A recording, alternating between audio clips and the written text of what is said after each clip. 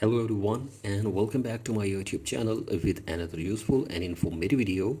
So guys, in this video I'm going to show you how to ask questions on Snapchat story in 2026.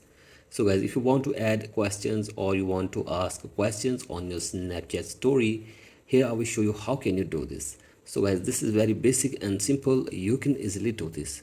So guys, first of all, go to App Store or Play Store and download the latest version of Snapchat on your device first. So guys, simply search for Snapchat and download the latest version of Snapchat on your device. So guys, do this, and after this open your Snapchat, and now you have to simply open the cam of your Snapchat. Here you can see this, and then you have to simply take a snap first.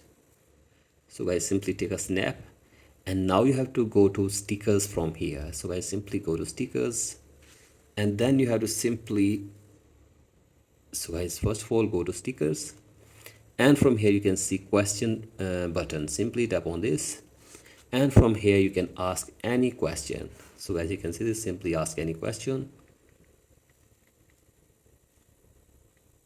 Here you can see this, you can easily write your question here,